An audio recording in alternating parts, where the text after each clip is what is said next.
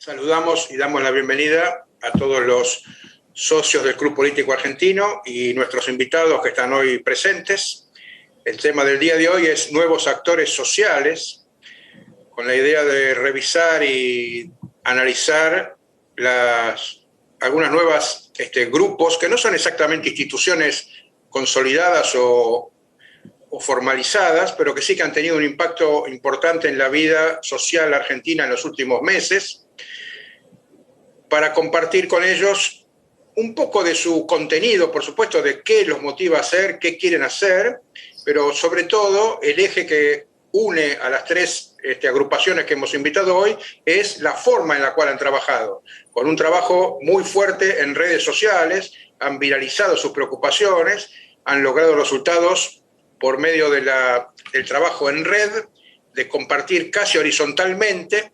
No podemos hablar, creo, de autoconvocados, porque siempre hay alguien que tira la primera piedra o da el primer paso. A alguien se le ocurre la idea y empieza a mover las voluntades y a convocar gente, así que no es exactamente autoconvocados, pero bueno, son grupos que tienen un nivel de horizontalidad importante. Y nos muestra una nueva forma de hacer cosas y de trabajar en problemas o cuestiones sociales. Así que los tres grupos que están hoy presentes son Padres Organizados. La persona que va a hacer la presentación es Paula Insani, que está en Colón, Entre Ríos. Bienvenida, Paula. Gracias. Luego tenemos Ficha Limpia, que va a estar representada hoy por Gastón Marra, que también lo veo por ahí. Y el otro grupo es Ciudad y Campo, que va a estar representado con Sebastián Quiroga. Yo hablé con Sebastián hace menos de una hora y estaba viajando de Jujuy a Salta con la idea de llegar a tiempo para conectarse, así que todavía vamos a esperarlo unos minutos. Y con él estaban varios integrantes más de su agrupación, que me contó que habían ido a devolverle la gentileza al grupo de gauchos de Güemes, que fueron a visitarlos, fueron a estar presentes en San Nicolás, acompañándolos. Entonces ahora ellos fueron a devolverle la visita a los gauchos de Güemes. Sé que estaban llegando a Salta, y bueno, por eso todavía no están presentes con nosotros. Pero mientras tanto, si les parece, arrancamos con la primera de las presentaciones, Padres Organizados, a cargo de Paula Insani. Paula es licenciada en Ciencia Política, especializada en participación ciudadana e innovación democrática. Trabajó en temas de desarrollo local, con un proyecto de la OIT y en cooperación con Alemania, vinculada a microemprendedores, o sea que tiene una participación en varios ámbitos, y últimamente en la coordinación como parte del equipo de coordinación de Padres Organizados. Además dice que mamá de Olivia y Milo. El otro día no pude hablar, tuvimos que esperar un rato para hablar con ella porque tuvo la grata tarea de ir a buscar a los chicos a la escuela, o sea que se ve el fruto de su esfuerzo. Así que bueno, dicho esto, bienvenida Paula, adelante, te escuchamos con la presentación. Bueno, muchas gracias. Intentando cumplir con el tiempo, los entrerrianos tenemos un problema que intentamos hablar más rápido para que entre todo lo que queremos decir, entonces si eso pasa, nos avisan y tratamos que sea entendible.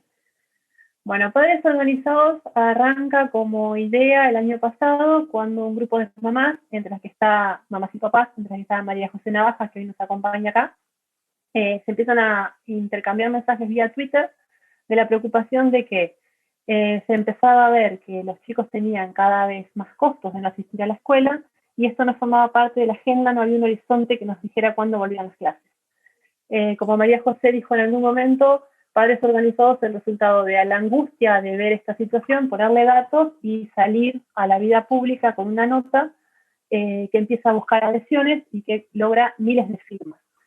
Este primer acto lo que hizo fue permitir construir también mucha territorialidad, porque empezó a haber gente que se empezaba a contactar, a que yo quiero participar, o esto está pasando, en mi ciudad también.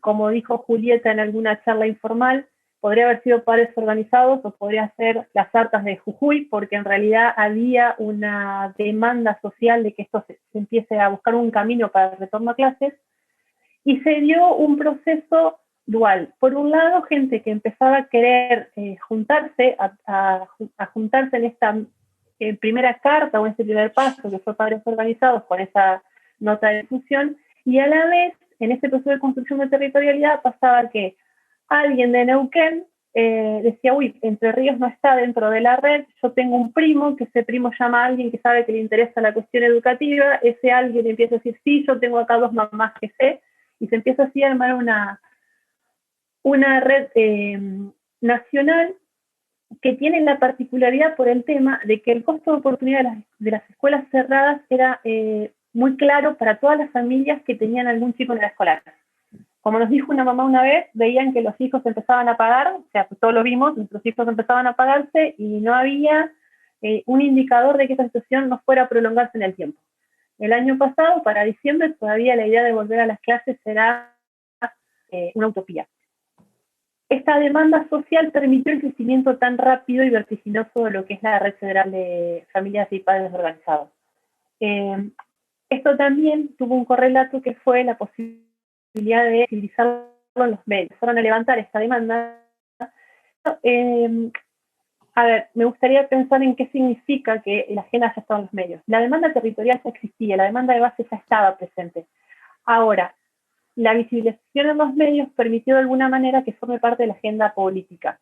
Con esto no queremos decir que no hayan habido indicios previos, porque había proyectos de ley que ya se habían presentado para que la educación fuera presencial o que se declarase esencial, pero esto todavía no formaba parte de una agenda pública instalada.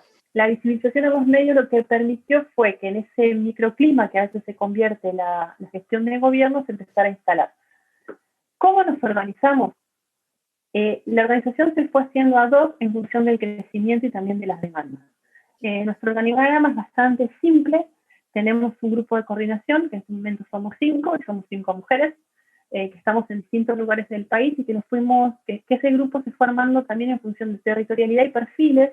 Entonces la tenemos a María José, que hace un trabajo de investigación increíble, que nos lleva todo el tiempo información actualizada de lo último que está pasando en el mundo respecto al COVID, nosotros lo sabemos. La tenemos a Julieta, que está en Chubut y es abogada, y ella lo que nos permite siempre es estar pudiendo analizar la información legislativa y sobre todo los DNU, lo que implica, porque esto la verdad que a veces se vuelve un lenguaje extraño.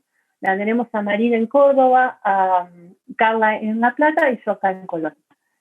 Ese grupo de coordinación es el que toma las decisiones de urgencia, o por ahí hacia dónde va la comunicación, cuál es el tema donde se le va a dar importancia. Después hay un grupo de coordinación federal, que hay un representante por provincia. Ese es un valor que a nosotros nos gusta recalcar, es que todas las provincias tienen el mismo peso relativo, entonces tenemos un representante por provincia que tiene la capacidad de un voto, nada más, cuando se tiene que votar, pero en general las discusiones se tratan de organizar, no siempre es sencillo. Recordemos que este es un espacio que es muy horizontal, muy abierto, entonces tenemos muy diversos perfiles. En los grupos locales tenemos, por ejemplo, en el caso de Paraná, que es muy fuerte, tenemos un grupo de papás que está trabajando por el tema de la presencialidad, pero que están muy vinculados son antivacunas. Y tenemos en el medio de todos, en esta idea de la presencialidad hay perfiles muy dispares. En ese grupo de coordinación federal tenemos esos perfiles, entonces, bueno, la idea es poder ajustar siempre para que sea una comunicación efectiva. En el grupo de debates tenemos representantes de todas las ciudades. Ahí, en general, lo que se hace es traer temas, entender cuál es la situación en cada localidad, porque recordemos que la vuelta a clases no ha sido igual en todo el país y dentro de las provincias ha habido muchísimas diferencias. Entonces, esto nos permite tener información actualizada y en tiempo real de todo el país. Además, tenemos grupos de trabajo específicos. Tenemos una mesa legislativa, cuando queremos hacer una acción en el Congreso o queremos saber sobre un proyecto de ley o los impactos que tiene alguna medida, tenemos ese grupo de mesa legislativa. Tenemos un grupo de médicos que está analizando la información de manera permanente. Cuando surgen informaciones que hacen mucho ruido, ellos son nuestra voz. Tenemos un grupo de abogados y un grupo de diseño. En el trabajo que nosotros hacemos, el tema de redes es fundamental, entonces, bueno, este grupo nos ayuda a ir hacia ahí. Con esta disparidad de perfiles y con esta cobertura territorial, tenemos que pensarnos qué nos une. Y ahí es donde nosotros planteamos como un marco de referencia que son los valores que nos aglutinan alrededor de padres organizados. ¿Qué nos permite saber qué es y qué no es padres organizados y gestionar el conflicto? porque en la diversidad también aparece muchas veces este tema. ¿Cómo lo hacemos? Con 3 valores. Son muy simples, pero nos dan un marco de referencia y de pertenencia muy claro. El principio es el apego a las reglas de convivencia de la vida en democracia. Esto parece que es una cuestión menor, pero tenemos dentro de nuestros espacios grupos más radicalizados que quieren scratches o que quieren medidas más virulentas. Entonces esto nos enmarca y nos permite gestionar este tipo de conflictos. El otro es contar con información de calidad. Para nosotros esto es fundamental. El prestigio que han construido Padres Organizados, pudiendo brindar información fidedigna, información que esté verificada, se mantenga en el tiempo. Ahí el rol de la mesa de médicos y el rol de María José es fundamental. Y por último, la no partidización y no involucramiento religioso, porque nosotros entendemos que no nos estamos representando a nosotros mismos, sino a nuestros hijos. Entonces, le estamos dando voz a ellos que no tienen voz y nos parece importante cuidar ese espacio. Lo que no quiere decir es que muchos de nuestros miembros de la red de padres organizados no tengan identificación partidaria, solo que en este espacio se deja en la puerta. Esto nos ha permitido hasta el momento poder llevar adelante una agenda que en principio logró que se ponga el retorno a clases en la agenda pública, que logró que en marzo haya una presencialidad restringida, que fue lo que vimos con el sistema de burbujas, y que hoy está empujando para que haya una mayor presencialidad de clases. Esto también nos ha hecho apoyar otras causas que no son las propias, como por ejemplo el grupo de trabajo de padres de la CUNAME, porque nuestro objetivo es que sean todos los chicos, todos los días en todo el país. Y eso tiene un compromiso y un peso que orienta todas nuestras acciones en la cotidiana. Entonces, cuando hablamos de todos los chicos, hablamos de los chicos con patologías, hablamos de los chicos con necesidades educativas especiales, hablamos de los chicos que no tienen para comer y de los chicos de clase media que extrañan la escuela y los chicos de clase alta. Todos los chicos, todos los días en todas las escuelas. Es un objetivo muy claro, muy simple y de mucho peso. Así que bueno, espero haber cumplido con el tiempo y haber dado una idea más o menos acabada de lo que hacemos. Impecable. Muy bien, muchas gracias, Paula. Poder respirar ahora tranquila. Y bueno, omití decir que de cada grupo invitamos también a algunas personas más que participen en la reunión, que luego van a tener oportunidad de hacer preguntas o comentarios cuando termine el ciclo de las 3 presentaciones. Así que damos la palabra en segundo lugar, mientras esperamos que llegue la gente de Ciudad y Campo, a Gastón Marra. Gastón Marra es el coordinador de la propuesta de Ficha Limpia, es licenciado en Administración y en Sistemas de Información, profesor de Auditoría de Sistemas en la Universidad de Rosario y docente de posgrado, impulsor de Participación Ciudadana. Así que Gastón, como impulsor del proyecto Ficha Limpia, tiene la palabra. Te escuchamos. Gracias. Bueno, buenas noches. Muchas gracias, Horacio. Muchas gracias, bueno, a todos. Les voy a contar, principio, para quienes no sepan, qué es Ficha Limpia. Ficha Limpia es una condición que aplica para todos nosotros, los ciudadanos, desde hace muchos años, ¿sí? Está en la Ley Marco de Regulación del Empleo Público, está cuando queremos sacar una licencia de conducir profesional, está cuando queremos postularnos para un cuerpo de bomberos voluntarios. Pero no existía para la clase política, ¿sí?, una inhabilitación, una condición jurídica dentro de lo que es la ley orgánica de los partidos políticos y el Código Electoral, que inhabilite a quienes cometieron delitos dolosos graves. Sí existía desde el 2009 una incorporación que se hizo en esta normativa que inhabilita a quienes cometieron delitos de lesa humanidad entre el 76 y el 83. Así es que con auto de procesamiento ya desde el 2009 no pueden ingresar. Pero no existía quienes habían cometido otro delito muy grave que los constituyentes en el 94 habían agregado en el artículo 36, que son los delitos de corrupción. Así es que, bueno, así surge esto, quería como para explicarles, para saber de qué estamos hablando cuando hablamos de Ficha Limpia. Ahora voy a hablar de la parte de corazón, de la pasión de este movimiento. Yo acá estoy acompañado con un equipo, ¿sí? Paula hablaba, destacó en varias oportunidades, y este movimiento es un equipo, tal vez no tiene tan la división de trabajo tan delimitada, pero somos ciudadanos. Está Fanny Mandelbaum, que la vi por ahí, que fue la primera periodista que tomó la bandera, ¿sí? Yo hablé con ella cuando vine en un regreso a Brasil, que así surge la idea. Después empezamos a contactarnos, está Maite Basterra y Nahuel Areco, que fueron los dos jóvenes que este año tomaron este movimiento que arrancó 3 años atrás y comenzaron ellos a levantar esta bandera y a instalar dentro, a contactarse con todos los jóvenes. Está Marcelo Cosar desde Córdoba, que también viene acompañándonos, y esto, ¿por qué quiero ir destacando esto del trabajo en equipo? Porque fuimos enlazando con periodistas, dirigentes o referentes de la clase política, ciudadanos. Está Daniel Paganetti, que era un ciudadano salteño que desde hacía ya no sé cuántos años viene pidiendo todos los días que nombren al defensor del pueblo, todos los días, ¿sí? Desde Salta. Empezamos Gustavo Lema, ¿sí? A Horacio, a quienes conocí, a Claudio Vargas, a quienes conocí el año pasado, levantando la bandera de boleta única, ¿sí? Que Graciela estuvo en un video que muy gentilmente me invitaron a participar por boleta única. Y empezamos con Gustavo Lema, que también está acá en el equipo, que es incansable, luchador en las redes, ¿sí? Algo fenomenal. Y empezamos a distintas iniciativas, y por eso Ficha Limpia es una, pero también está despersonalización de la comunicación política, ley de ética, ¿sí? La actualización de la ley de ética en el ejercicio de la función pública, y por eso también está Marcelo Cosar. Y bueno, y este año empezamos a generar la semana pasada, los jóvenes que están acá, Maite Basterra, Nahuel y 25 jóvenes más, lanzaron una campaña que se hizo viral, ¿sí? La pueden buscar, salió días atrás en Diario Clarín, que el periodista Claudio Saboya fue otro de los periodistas que siempre nos ha acompañado, ¿sí? Y que se hizo eco de este trabajo de jóvenes que el miércoles pasado coordinaron una acción en las redes.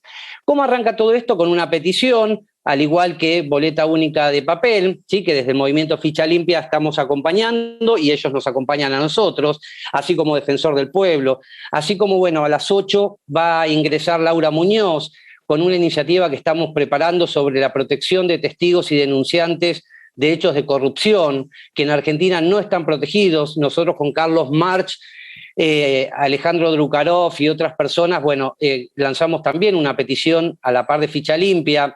Logramos en el 2000, antes del cambio de gobierno, logramos un pequeño avance de que se cambiara la órbita, ¿sí? Del programa, se sacara del Poder Ejecutivo, pero bueno, después se revirtió esto y volvimos al pasito que habíamos dado al final, se volvieron 5 para atrás.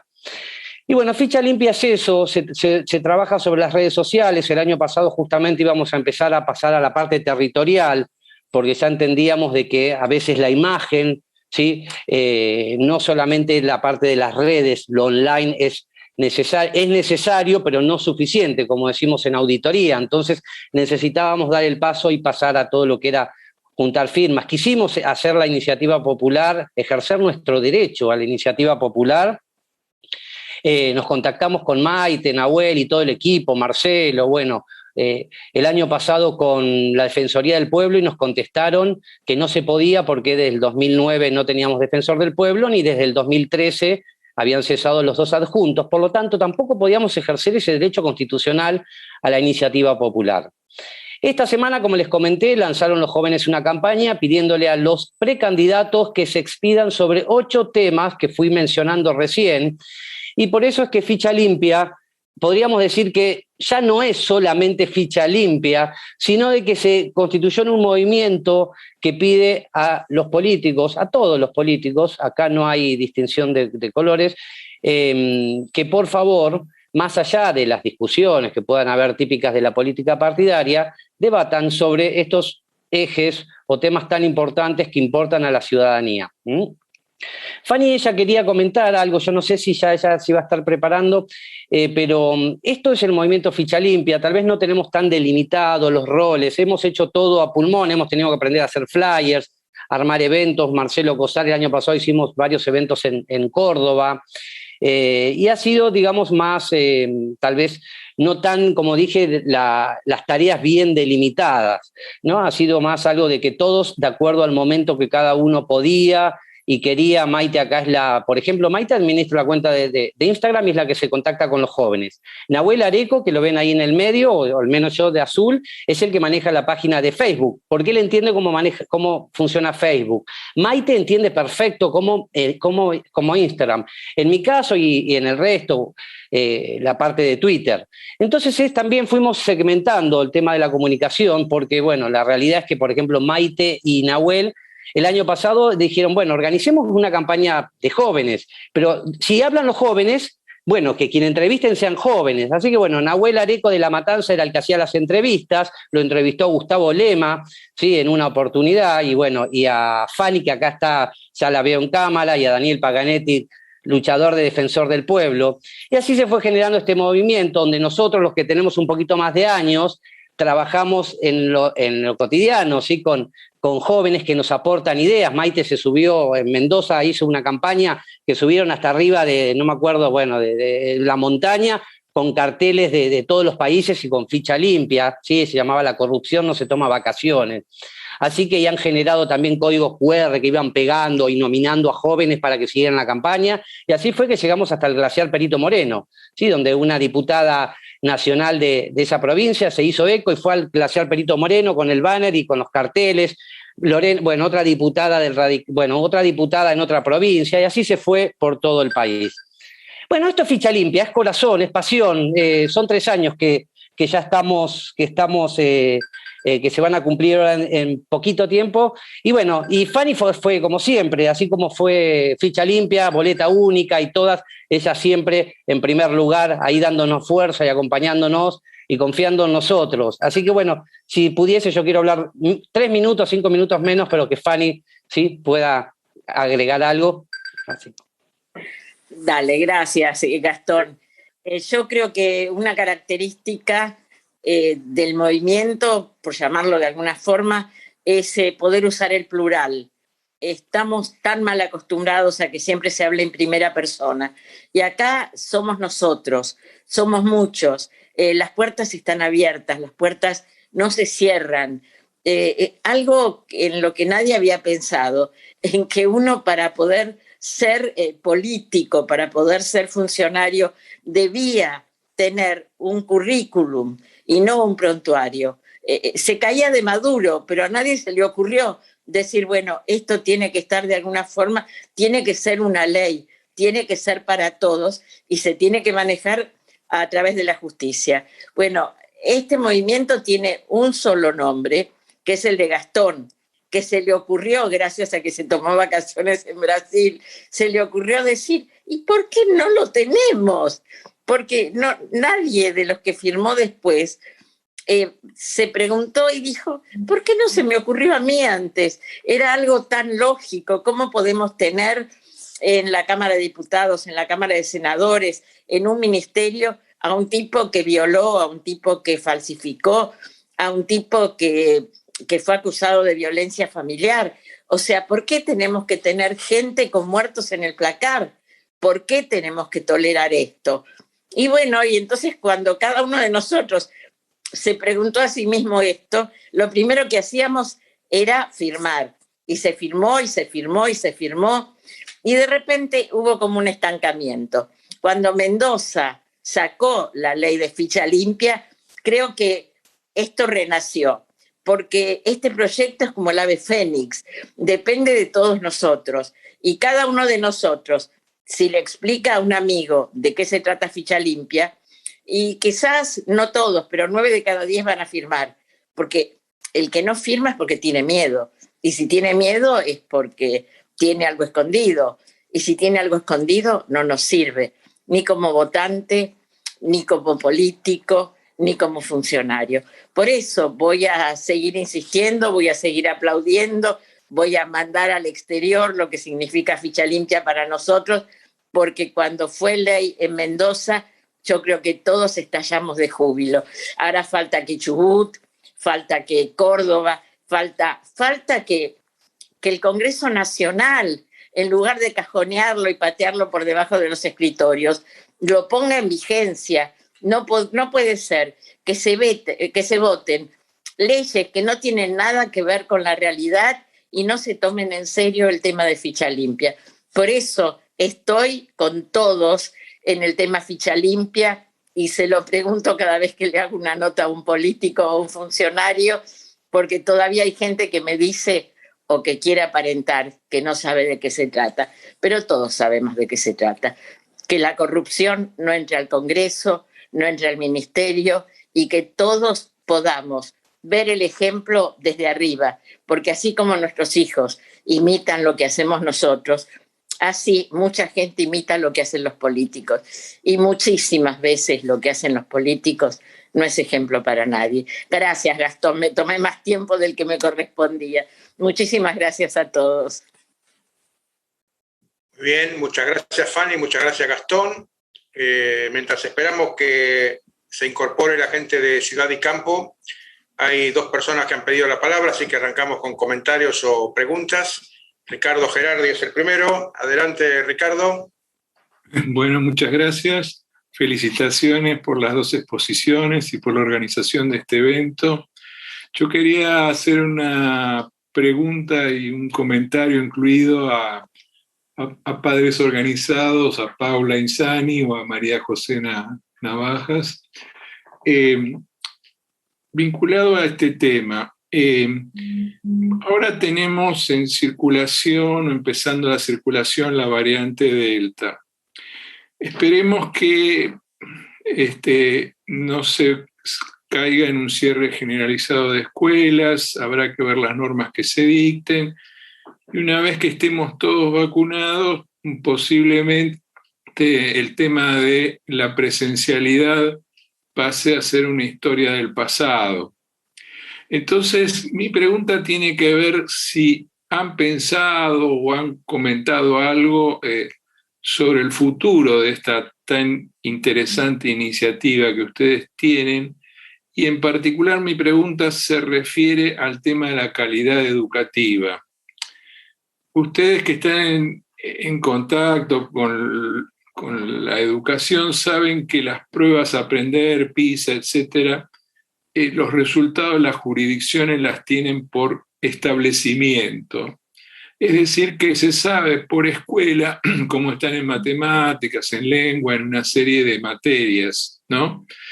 Entonces, yo no sé si han pensado a futuro, cuando el tema de la presencialidad sea historia, en vez de articularse con las jurisdicciones para mejorar la calidad educativa para sus hijos e hijas.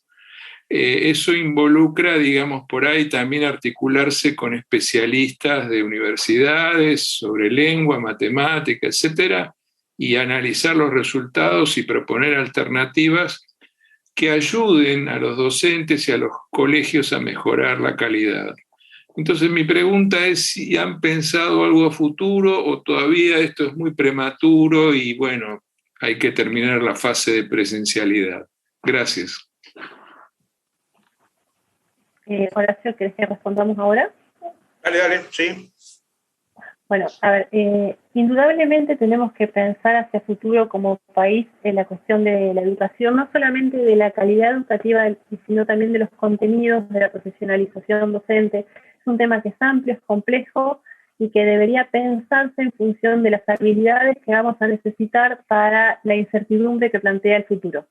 No dejamos atrás todavía un contenido enciclopedista de los programas de estudio, cuando hoy en realidad necesitamos pensar mucho en las habilidades y en las competencias que necesitamos para gestionar la incertidumbre y la innovación. Dicho esto, hoy Padres Organizados tiene todavía un largo camino por hacer en presencialidad, porque más allá de las declaraciones, más allá del avance de las vacunas, hay provincias que tienen el 90% de los docentes vacunados, la presencialidad sigue siendo restrictiva. Es decir, no se han modificado los protocolos siguen siendo lo mismo para nivel inicial que para toda la primaria. Se sigue conservando el distanciamiento social como una medida de seguridad, lo que impide incrementar el aforo por aula, lo que hace que haya burbujas, lo que hace que la presencialidad sea alternada, de una semana sí, una semana no, en el mejor de los casos. Esto lleva a que al menos el 50% del calendario académico presencial se vea anulado. Si queda mucho por hacer para lograr una presencialidad. recordemos que venimos de una gestión de pandemia en donde algunas provincias convirtieron las escuelas en centros de aislamiento, casi legales, porque la verdad que es una zona bastante gris. En otros lugares, como en la provincia de Entre Ríos, se permitió que los intendentes pidan el cierre de las escuelas como medida sanitaria sin fundamento. Esto estamos todo el tiempo al riesgo de que vuelva a suceder. Es decir, falta mucho para garantizar la presencialidad de todos los chicos todos los días, pero además, hoy lo que une la diversidad en padres organizados es la presencialidad. Pensar en el paso siguiente implica, de nuevo, repensar objetivos y ver a quiénes nuclea y a quiénes no. No sé si respondo adecuadamente a la pregunta. Bueno, gracias, Paula. Elsa Kreisman tiene una pregunta. Adelante. Abrí el micrófono, por favor. Sí, mi pregunta iba en el mismo sentido de Ricardo. Perdón.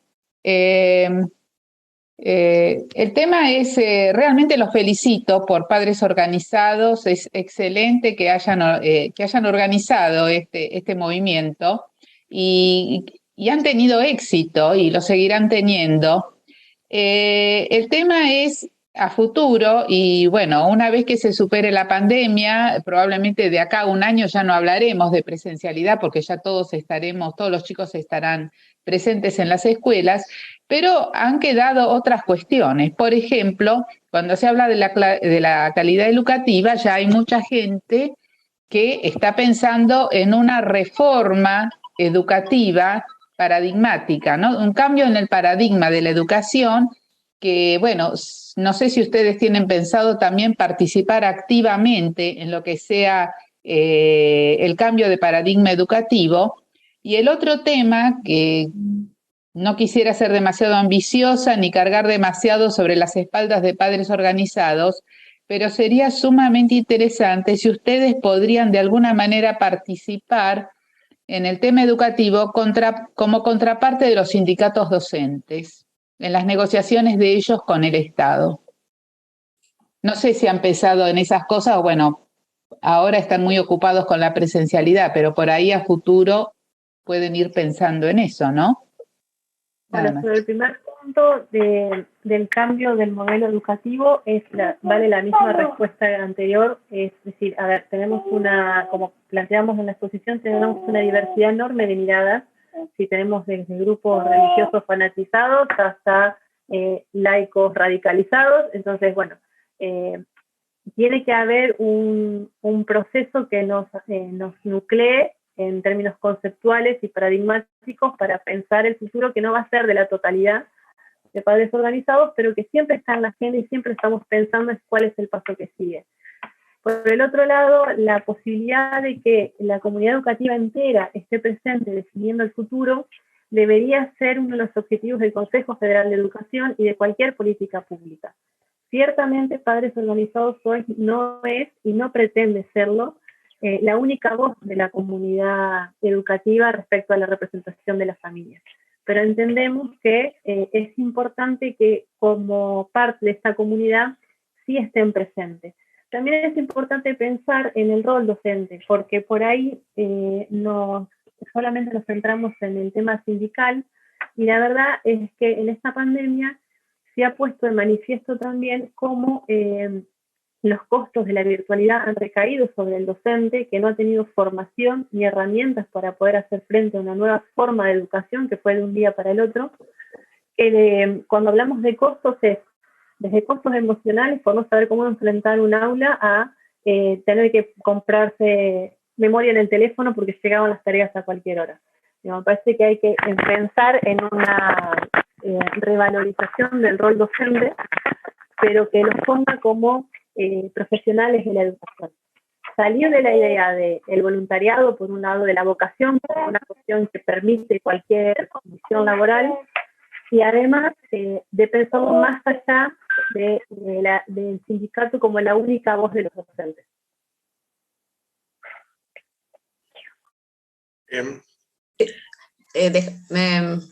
¿Qué tal? Quería agregar una cosita. Adelante.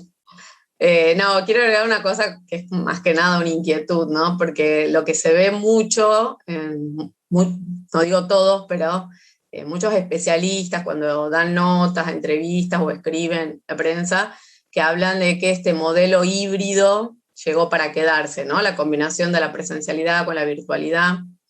Y a mí la verdad me genera mucha inquietud porque no veo que estén formados los docentes para asumir ese modelo. Digo, lo he visto como mamá, con mi hijo que no tuvo nunca un problema de conectividad, tuvo su propia computadora, está en una institución que supuestamente viene a la vanguardia, y honestamente yo no veo que esto funcione, por lo menos en los términos que lo estamos viendo en la Argentina, que funcione en el corto plazo, quizás dentro, no sé, de una década, con una reforma de fondo de la formación docente no sé, y formateando la cabeza también de los chicos de otra manera, pero la verdad que no veo que la pandemia nos deje como legado un modelo de educación híbrida, digamos, que combine presencialidad con virtualidad, del cual nos podamos alimentar en el corto plazo. Me parece que lo que puso de manifiesto, además de los graves problemas de conectividad, que no es ninguna sorpresa, y de la desigual distribución de la tecnología, que no estábamos preparados, digamos, ¿no? Metodológicamente estamos muy lejos de tener las herramientas para hacernos cargo de una educación de estas características, ¿no?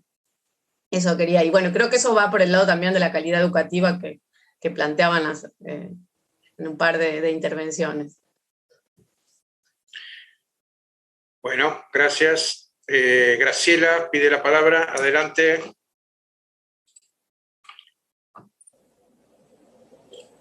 A ver, Teresa Costa. Yo les agradezco mucho que hayan venido y la verdad que es muy buena y fructífera, me parece, esta reunión.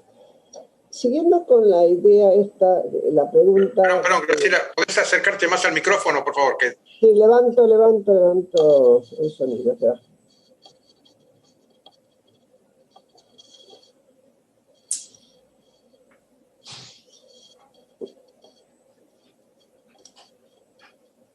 ¿Ahora me oís mejor? Sí. Mejor? Bueno. Tomando la pregunta que inició Ricardo Gerardi, retomó Elsa, y ustedes contestaron con los límites, obviamente, de lo que están haciendo, y es natural. Yo les haría otra pregunta alrededor del tema educación, pero que se podría extender a cualquier otro tema porque es muy amplio. ¿Ustedes creen, ahora no quiero que sea una pregunta que sea por sí, la respuesta por sí o por no, ¿qué opinan ustedes de la cooperación política? Es decir, de la posibilidad de que gane quien gane la elección, y no solo esta del año 21, que es importante, pero también del 23, se va a encontrar con un panorama difícil, donde va a tener que solucionar muchas cosas, entre otras en educación, por ejemplo.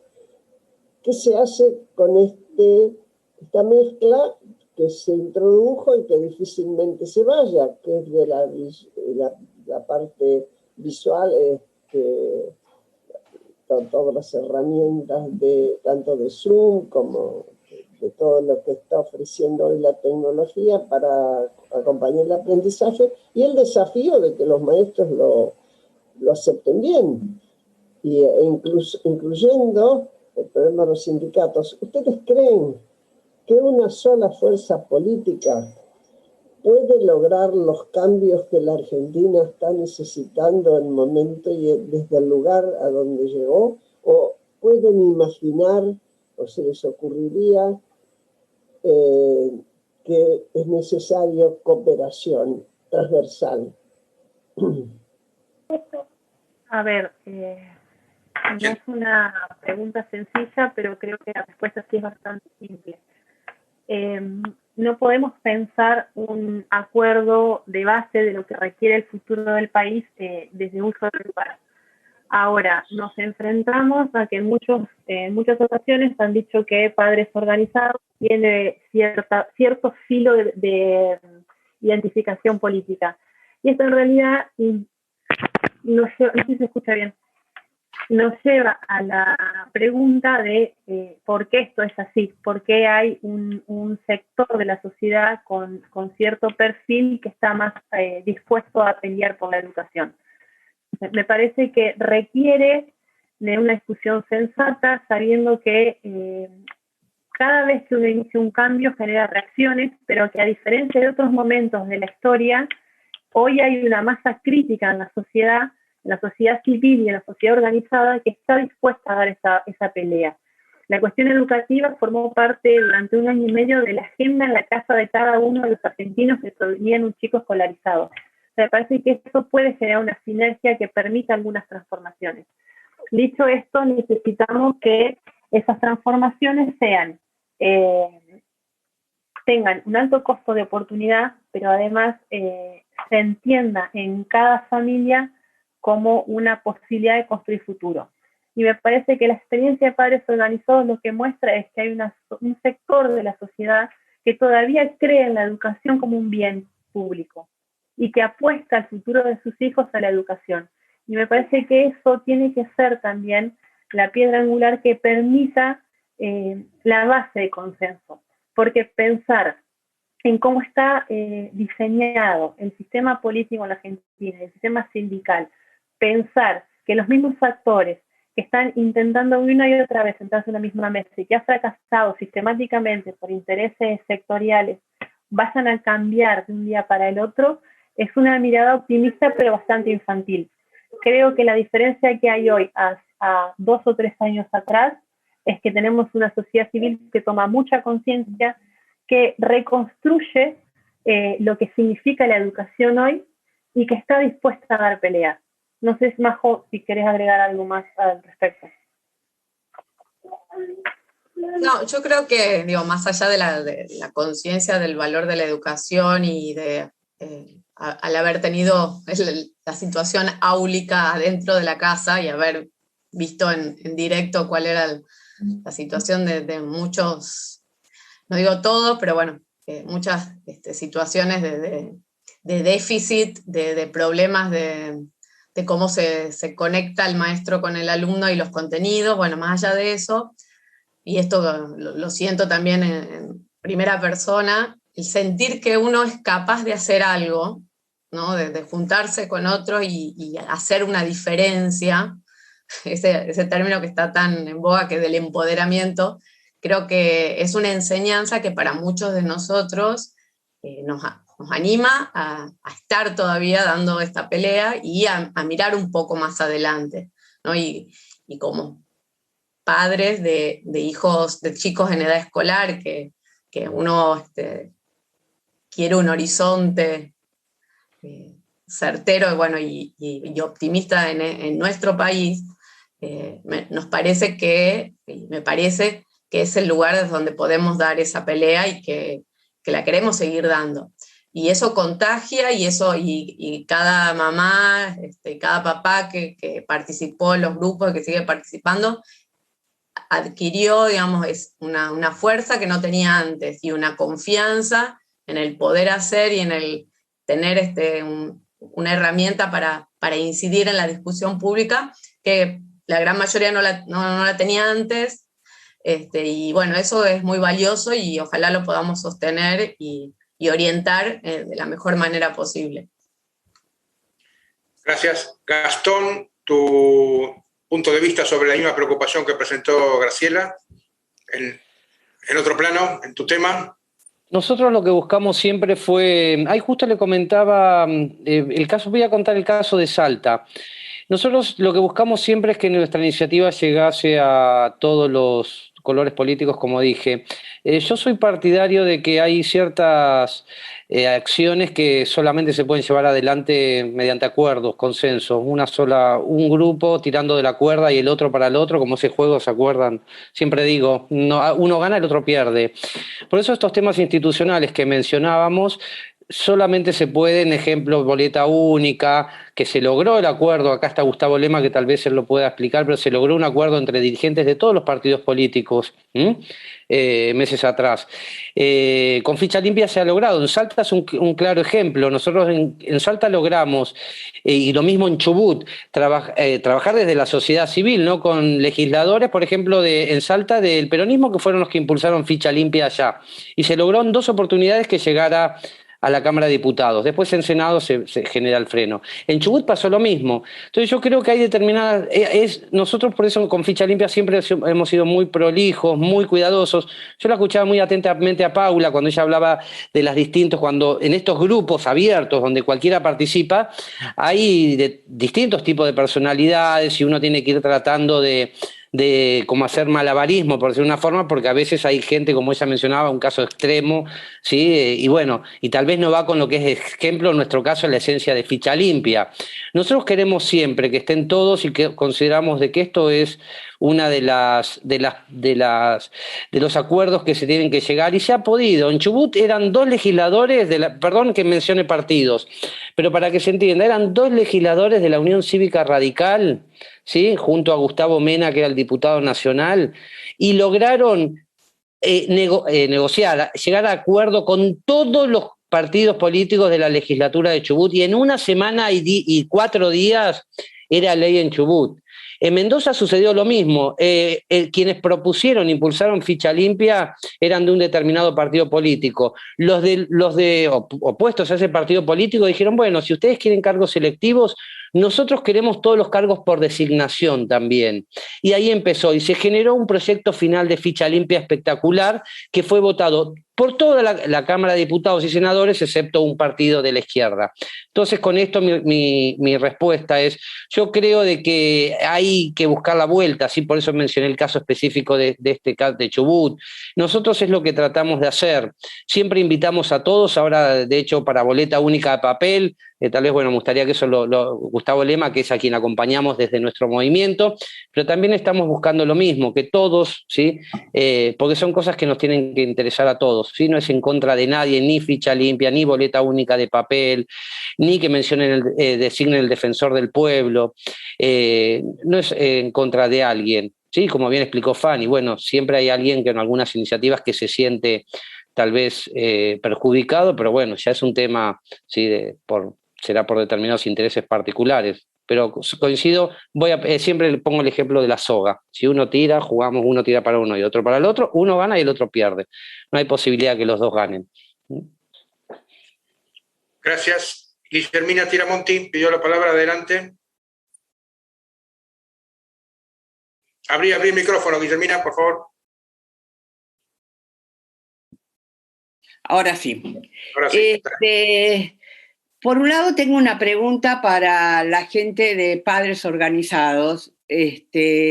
Pregunto si dentro del grupo de padres organizados hay padres de las escuelas públicas y qué presencia tienen los padres de las escuelas públicas y qué experiencia tienen esos padres, porque me parece importante que no sean solo padres que provienen de la red privada de educación, ¿no? Y para el caso de ficha limpia, a mí me da un poco de... Digo, la ley me parece fantástico tener una ley de ficha limpia. Digo, ¿qué posibilidades hay de que eso, además de que exista esa ley, se materialice en acciones, en el caso, o en filtrar quienes llegan al poder, ¿no? Porque nosotros tenemos una legislación testimonial fantástica, pero el tema es qué pasa con esa legislación si se aplica o no se aplica eso. Gracias. Paula. Bueno, A ver, la red de escuelas privadas no tienen el mismo peso en los centros urbanos que en el interior.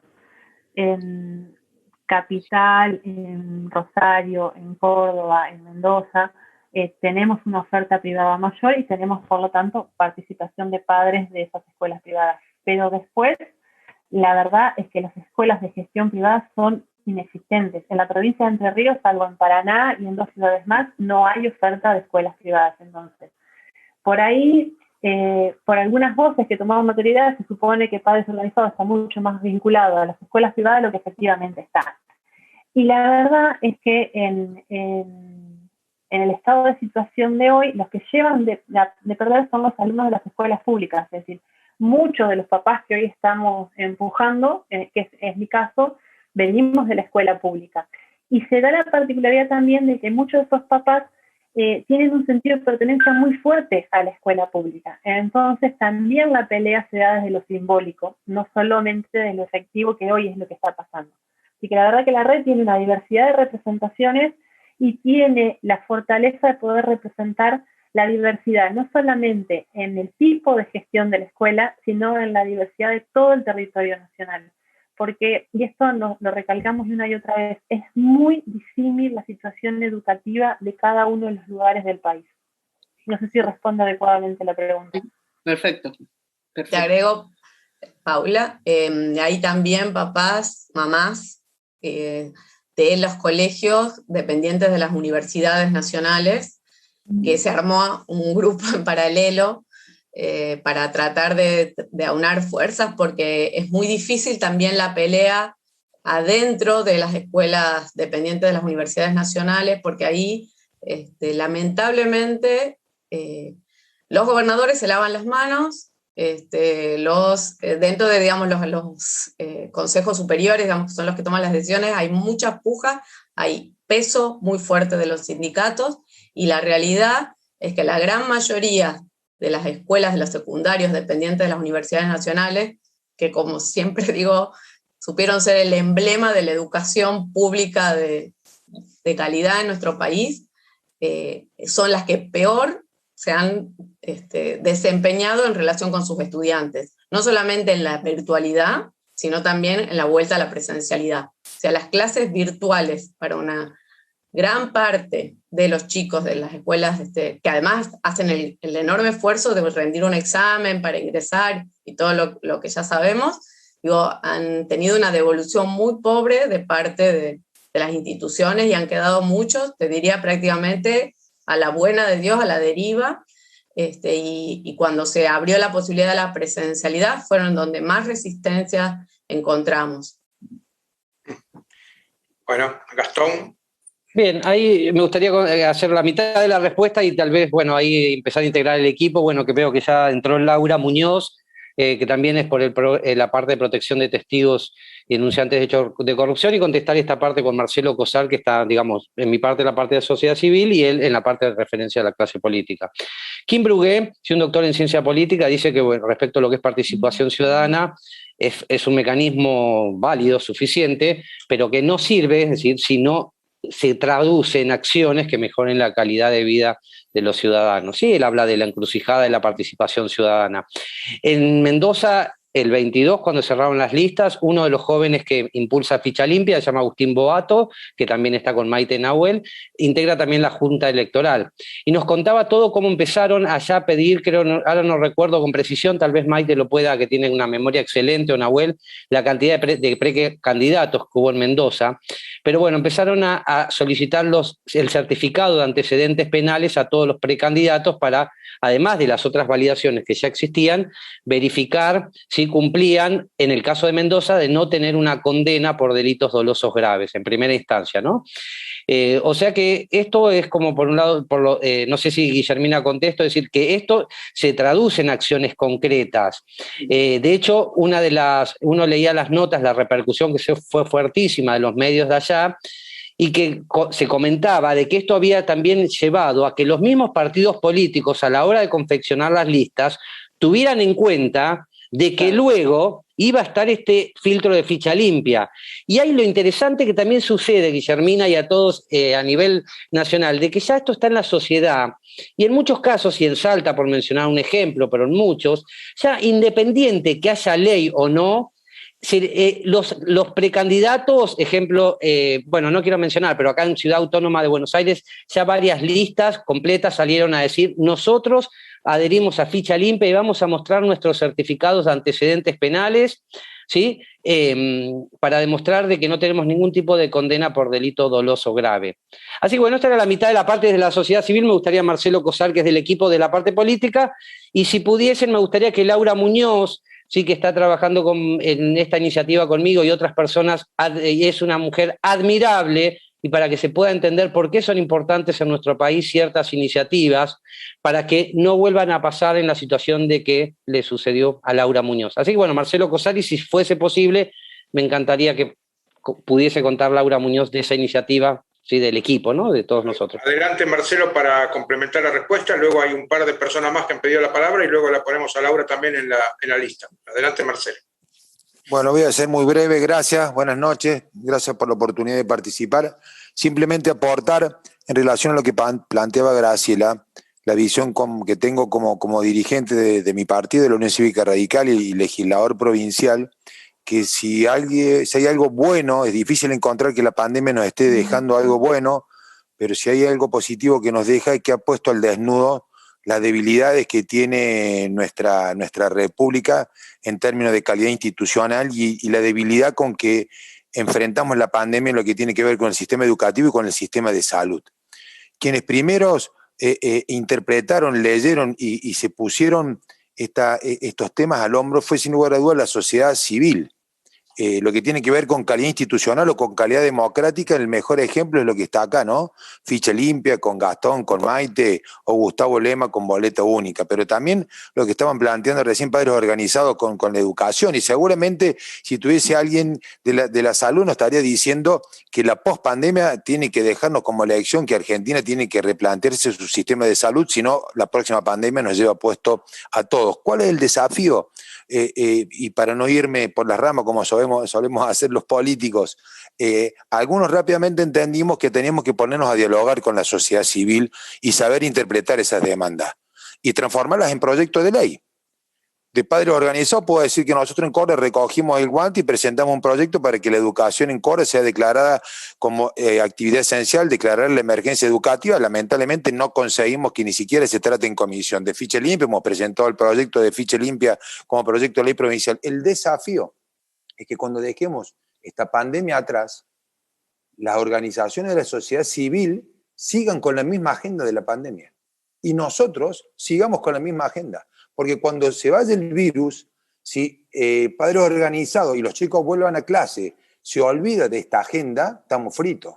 Si Marra y la gente de ficha limpia, una vez que pase la pandemia, dejan de insistir, porque el problema de calidad institucional de Argentina es prepandemia. Lo que hizo la pandemia es desnudarlo, es poner al desnudo que nosotros estamos realmente cada día más cerca de una autocracia y cada día más lejos de una verdadera democracia. Entonces, esto que hablaba Graciela, para producir estos cambios que estamos necesitando, sin lugar a duda que necesitamos concertación política de los distintos actores, de los distintos partidos políticos, pero fundamentalmente que la agenda de la pospandemia sea la que tenemos ahora en pandemia, con algunas otras cuestiones que seguramente vamos a tener que incorporar, y que la sociedad civil no se vuelva a su casa, porque a nosotros nos está marcando la cancha, y lo digo en el buen sentido de la palabra, la sociedad civil es la que nos está marcando el rumbo. Algunos escuchan más, otros escuchan menos, algunos se hacen los distraídos, y esto lamentablemente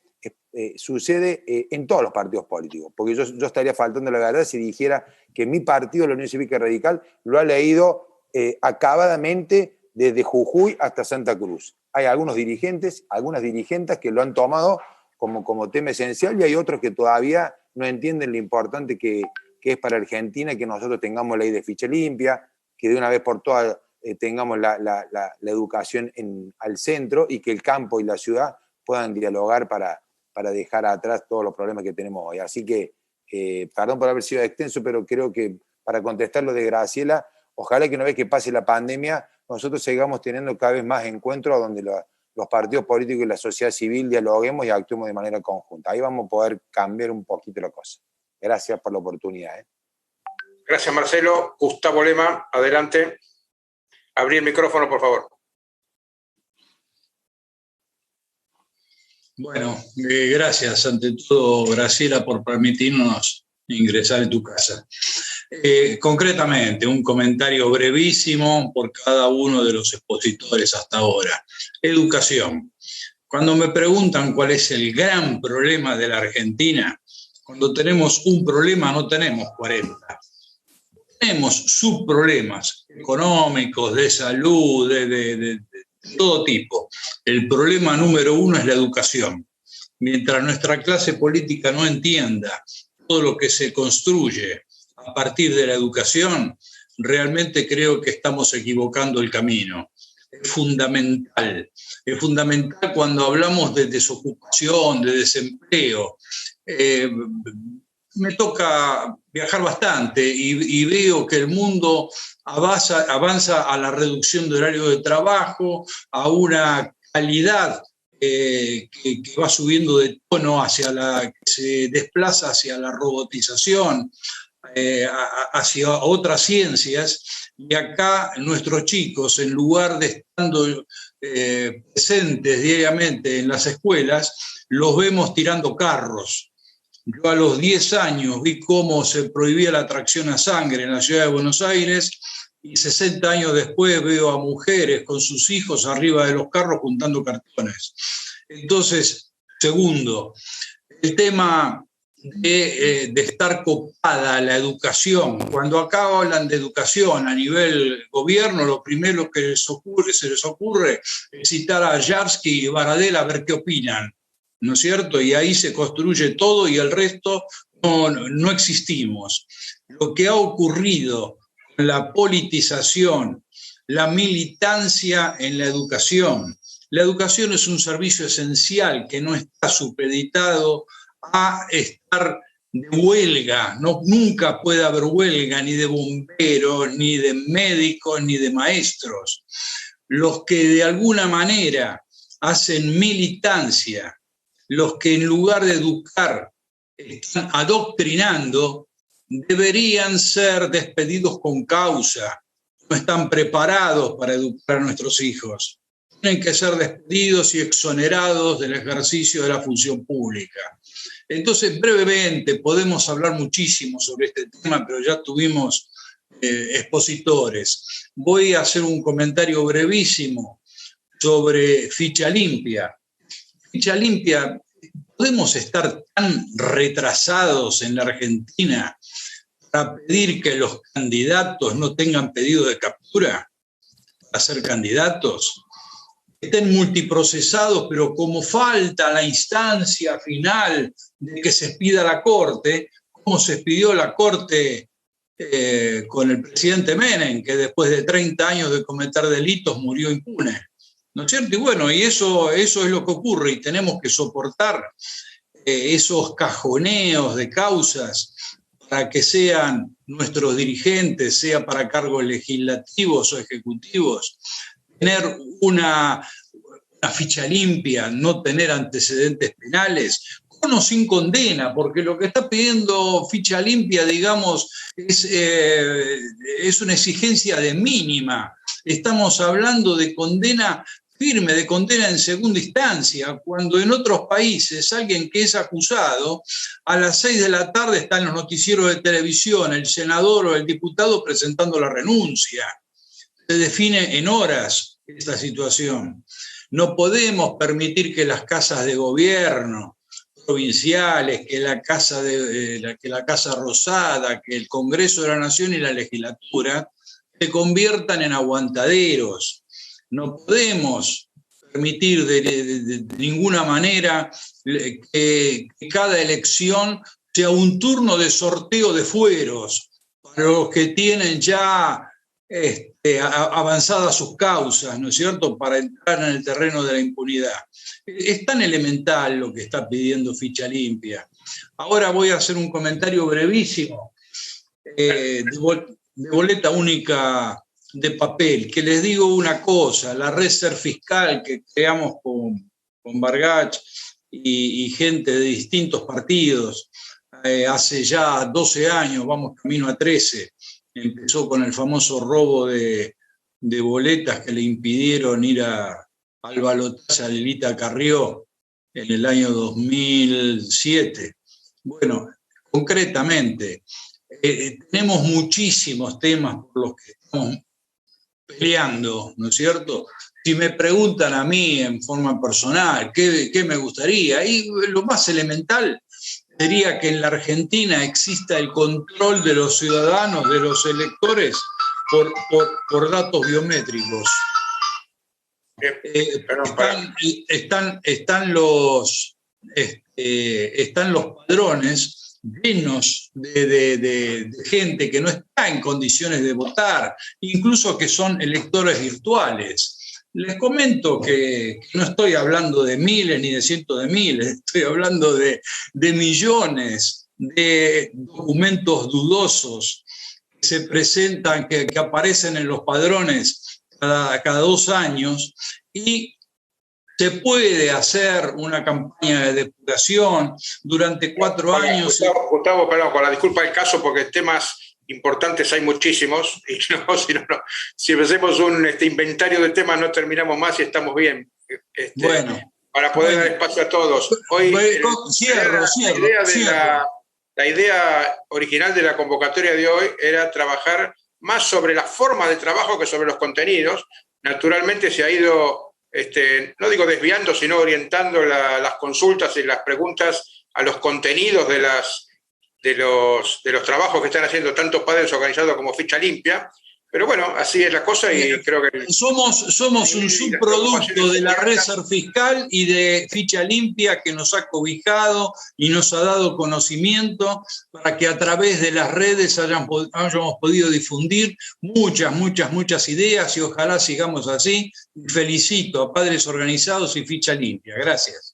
Muchas gracias. Y Ernesto Gore tiene la palabra. Adelante, abrí el micrófono, Ernesto, por favor. Sí, con el micrófono abierto es más fácil. Yo quería retomar la línea que marcó Marcelo Cózar y que ahora rescataste vos, Horacio, que es no centrarnos tanto en los contenidos como en el hecho mismo de la existencia de estas organizaciones de la sociedad civil que se autoconvocan y a partir de nada y a partir de ninguna experiencia o de experiencias disímiles consiguen organizarse como para marcar un rumbo. Me da la sensación que frente a la claudicación institucional que estamos viviendo, lo único que puede rescatar al país son precisamente estas organizaciones de la sociedad civil. No van a ser los sindicatos, no va a ser el Congreso en sí mismo, no va a ser ninguna institución que conozcamos la que saque la educación adelante. Van a ser padres que se ponen firmes. Lo mismo en cuanto a la transparencia política, lo mismo en cuanto al sistema de salud. Creo que ahí es donde tenemos que poner la mirada, porque eso es un milagro que se está dando. Y se nos está escapando el nene con el agua sucia de la bañadera si nos ponemos a hablar del agua sucia y no vemos esta criatura que están haciendo. Eso era todo. Muchas gracias.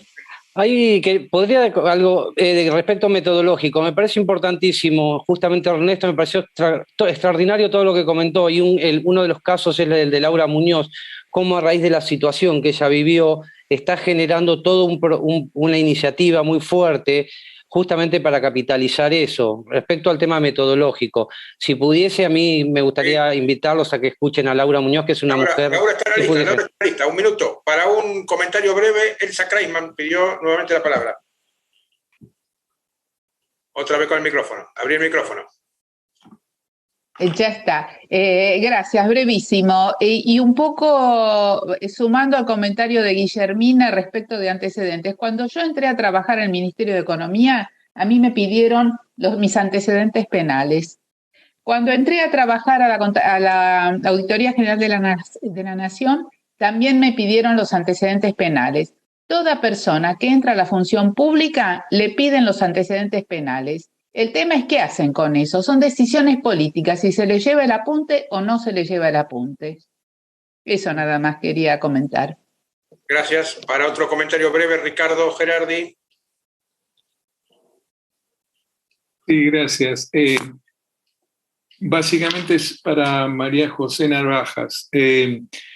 Si han pensado, digamos, en acción futura de trabajo sobre los institutos de formación docente para el tema que vos planteabas, María José, de la articulación entre lo virtual y lo presencial. Hay una experiencia muy interesante a nivel internacional que se llama las Academias CAN, o que se llama también la Escuela al Revés, que tengo entendido que la provincia de Misiones se implementa. Seguramente Guillermina Tiramonte o Claudia Romero, que veo que está presente, podrán hacer mayores precisiones a esto, pero me parece que es una línea de trabajo interesante para esta temática. Gracias. Respuesta breve, por favor, porque esto da para un seminario entero, así que, bueno. No tengo conocimiento de lo que comenta Ricardo. Eso corre por cuenta de las especialistas. Solamente quisiera decir que Julieta quería agregar algo sobre su experiencia desde Chubut, que me parece valioso si le podíamos dar unos minutitos. Tenemos Julieta Siciliano. Gracias. De PO Chubut, dice que no es el Partido Obrero, sino Padres Organizados. Adelante, para un comentario. Hola, ¿qué tal? No soy por suerte del Partido Obrero.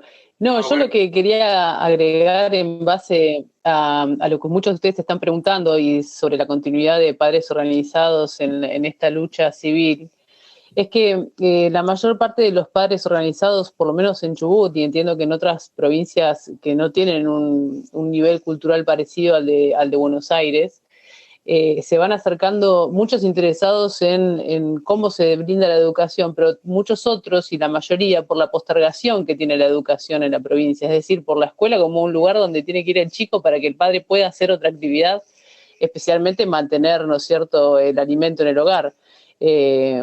Entonces, no está pensado, padres, por lo menos en provincias como la mía, en mantener un buen nivel educativo, sino mantener al chico ocupado haciendo algo. Entonces eso imposibilita que este tipo de organización pueda prosperar en el tiempo, porque una vez que el chico vuelve al aula, los padres dejan de interesarse en padres organizados o en cualquier otra organización, en lo que va es lo mismo.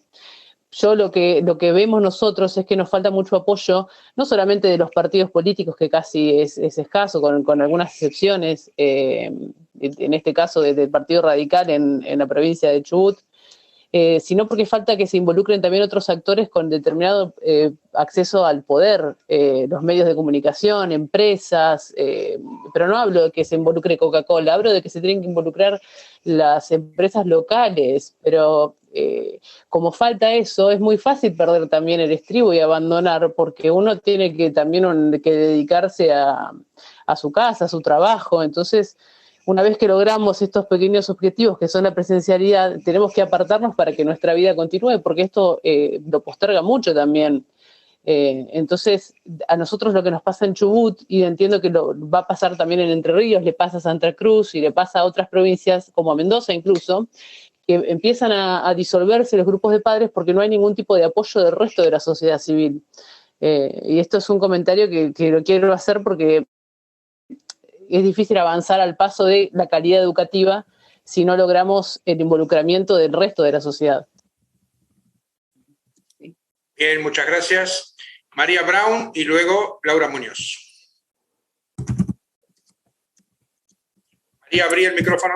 Sí, estoy en eso. Yo quería hacer un comentario muy breve, porque yo creo que la experiencia de padres organizados es fantástica, ¿no? Digo, es verdad que hubo una oportunidad, es verdad que había una fuerte demanda social y además el papel de las redes en este sentido es fantástico, ¿no? Pero porque además de poner a la educación en la agenda, lo que Padres Organizados mostró es que la educación como un problema compartido. Porque, a ver, no es que la opinión pública en general no reconociera o no viera el problema de la educación, pero en un punto siempre la educación quedaba, bueno, como un problema importante, como algo, digamos, muy, muy valioso, la necesidad de educar al pueblo hasta, bueno, pero en última instancia siempre se resolvía pasaba a ser una cuestión de tipo individual. Bueno, sí, la educación es malísima, pero yo los voy a mandar a mis hijos a un buen colegio y de esa manera uno va a tener acceso. Y me parece que acá lo que mostró es que apareció una alternativa diferente, ¿no? Esta idea de algo compartido, de la enseñanza de juntarse, como creo que dijo María José, y me parece que eso es muy valioso. Digo, hay que ver qué queda de todo esto, hay que ver cómo sigue Padres Organizados en la medida que se restablezcan las clases, se normalice las escuelas, la presencialidad, ¿no? Pero yo lo que digo es que algo va a quedar seguro de eso, ¿no? Y en ese sentido me parece que es una experiencia muy, muy valiosa. Muy bien, gracias. Laura Muñoz, abrí por favor el micrófono. Hola, ¿qué tal? Buenas noches a todos. Un placer escucharlos y estar acá compartiendo con ustedes. Graciela, hermoso compartir este espacio con vos. Una cosa que yo les quería decir, estoy escuchando atentamente a todos y un poco lo voy a hacer reflejando mi caso, ¿no? Yo hoy en día estoy conformando con otras personas muy valiosas una futura organización civil para defender a testigos. Y obviamente que esto nace por mi propia vivencia muy desafortunada. Para el que no lo sabe, yo soy la testigo del caso Chicone, que me ha llevado a muchísimas desgracias. Ahora, igual que los padres organizados, esto a mí también me lleva mucho tiempo, esto a mí me lleva muchos recuerdos no gratos, etcétera. Pero yo creo que hay un momento en la vida donde, como decía San Martín, serás lo que debas ser o no serás nada. Alguien tiene que levantar la bandera y hacerse cargo de eso que está vacante o de eso que está fallido en nuestro país. A mí me tocó esto y hoy, pudiendo quizás olvidar todo esto y tener una vida más tranquila en algún lugar de nuestro territorio, decido hacerme cargo de lo que me pasa, de las vivencias, y también decirle a las personas, es bueno ser testigo, es bueno denunciar, es bueno tener una sociedad con valores. ¿Y esos valores dónde los aprendemos? En la escuela. Entonces la escuela y la educación es la base de todo, es lo más importante, es lo que hace a adultos felices e íntegros, que entonces tendrán no solamente la escala de valores, sino la fortaleza para poder denunciar la corrupción y también la palabra y la inteligencia para poder defenderse.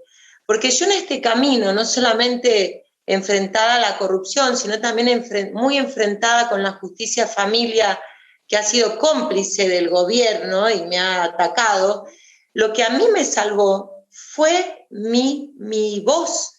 No solamente ser portestandarte de mi verdad, sino poder hablar con claridad, hablarle al otro, y eso lo aprendí en la escuela. Yo afortunadamente he tenido una educación de excelencia, entonces me puedo defender, y muchas veces me pasó toparme en los juzgados de familia con otras madres en situaciones muy desgraciadas que no tenían la capacidad de razonar lo suficientemente bien para explicar lo que les pasaba y defenderse. O sea, esto es muy tremendo. O sea, no solamente la justicia no funciona, sino que la educación ha sido tan paupérrima que la persona no tiene la capacidad de explicar de qué se quiere defender.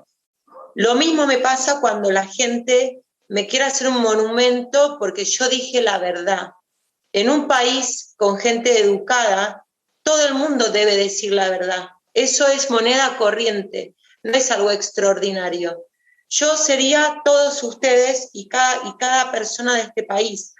Entonces, me parece que los padres organizados, después de que la pandemia pase, deberían formar pequeños observatorios en las provincias y después una red nacional y elegir quién va a llevar adelante, qué pequeño directorio no va a llevar adelante este reclamo. Yo, en lo personal, estoy también luchando porque se cumpla la ley de recompensa, que a mí me parece fundamental enseñarle a todos los ciudadanos de mi país que las leyes están para los malos, para que vayan presos, y premian a los buenos también. Nunca se ha cumplido con esta ley, que premia a los buenos. Sería una buenísima enseñanza para todos que se pueda hacer.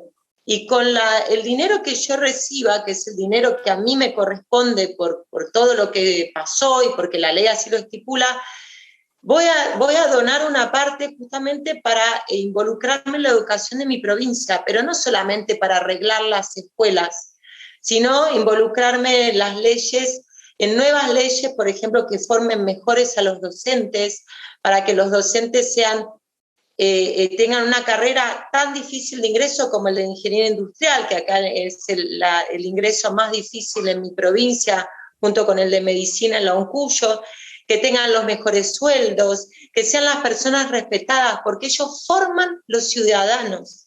Si nosotros no tenemos docentes respetables desde su propia sabiduría y su propio estatus en la sociedad, ¿qué podemos esperar de lo que ellos puedan darle a nuestros hijos? Se habló mucho acá de vocación. A mí me parece que sí está bueno que él sea el docente por vocación, pero el docente por vocación tiene que demostrar que tiene las aptitudes también, no solamente las ganas de serlo. Entonces, yo creo que todos nos tenemos que involucrar. A mí me lleva muchísimas horas este nuevo proyecto que estoy haciendo. Yo tengo hijos, trabajo muchísimo porque soy sostén de hogar, pero lo hago porque siento también que si yo no me involucro una vez más con mi país, ¿quién lo va a hacer?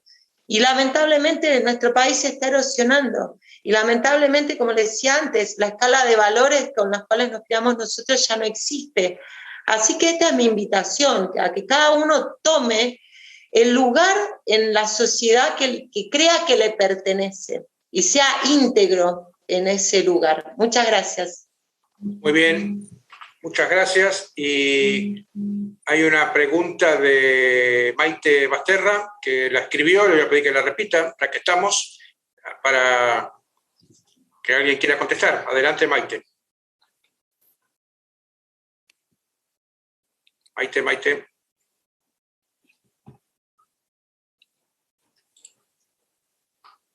Maite, ¿está por ahí? Acá estoy, perdón, tenía desconectado. No, yo era para las chicas de padres organizados. Me gustaría saber cómo reaccionaron las instituciones educativas frente a toda la organización, ¿no? Si los acompañaron o no. Si cuentan con el apoyo de los docentes de sus hijos. ¿Quién contesta? Bueno, ahí Julieta ya había avanzado en la respuesta y es más o menos eso. Tenemos dentro de la red de padres organizados muchos docentes y por eso nos pareció importante en la pregunta anterior destacar que el sindicato docente no es la voz hegemónica de todos los docentes. Hay mucho personal, muchos profesionales de la educación preocupados por la realidad que les toca vivir, por el futuro de los chicos, por el sistema educativo. La verdad que para nosotros tener la mirada de los docentes es nos muestra una complejidad que al inicio de todo esto no teníamos en nuestro mapa, porque éramos papás preocupados por la educación y a partir de ahí empezamos a construir y reconstruir una diversidad de lo que significa la comunidad educativa, que nos permite enriquecer, pero también nos permite pensar el futuro. Ya no lo digo como en el marco de padres organizados, porque lo de que decía Julieta recién, cuando expuso, no es menor. Es decir, nos encontramos con esto, de que hay muchos lugares donde dicen, nos piden a padres organizados que hagamos. hagan algo por la educación, hagan algo por esto. Y la verdad es que nuestras posibilidades son limitadas en el sentido de que, primero, el estado de situación actual nos pide que seamos ciudadanos totales, que estemos todo el tiempo pendientes y empujando por las temáticas de interés. Pero la verdad es que no lo podemos hacer solos. Si nosotros no tenemos empujar al sector privado, y cuando decimos el sector privado, como decía Julieta, no son las grandes empresas, es la pyme que sale a buscar gente, y como nos decía una mamá de Paraná que tiene una empresa de fabricación de calzados, no encuentra profesionales que puedan, personal que pueda sumar o que pueda identificar rápidamente cuál es la derecha y cuál es la izquierda. Si ese sector privado tampoco empuja, si la sociedad, el tercer sector en toda su potencia no empuja, lo que podemos hacer es muy limitado. Entonces me parece que también es fundamental la diversidad de miradas para pensar los acuerdos educativos, pero también la diversidad de actores, no solamente de la comunidad educativa inmediata, sino de toda la sociedad. Muy bien, muchas gracias. Ahora, no habiendo a nadie pendiente, hago yo una pregunta, tanto a Paula como a Gastón. A ver, hay quien dice que Twitter es una cloaca, otros dicen que es una maravilla, probablemente las dos sean ciertas y en el medio haya buena parte de la verdad, ¿no? La pregunta es para los dos, ¿qué impacto han tenido en cuanto a las redes sociales? ¿Fueron un buen vehículo de comunicación? ¿Recibieron muchas críticas, muchos apoyos? A ver cómo ha impactado en el trabajo de ustedes la vinculación o la difusión por vía de las redes sociales, tan criticadas y tan elogiadas al mismo tiempo. Sí, Paula, si querés empezar, o bueno, adelante. Bueno, María José lo podría contar mucho mejor que yo, pero en realidad esto surge a partir de la conexión por Twitter, de distintos papás que empezaban a verse que en sus tweets compartían la inquietud de la cuestión de la educación. A ver, es como, no es ni una cloaca ni no una cloaca, es un reflejo de ciertos sectores de la sociedad. Hemos pasado de ser asesinos potenciales de nuestros hijos a querer tener un lugar donde dejarlos para encontrarnos con nuestros amantes, que esas son cosas que también han aparecido como comentarios en redes. Pero la verdad es que ha permitido una gran difusión de las ideas y de llegar a personas en una diversidad de territorios enormes que en el cara a cara no hubiera sido posible.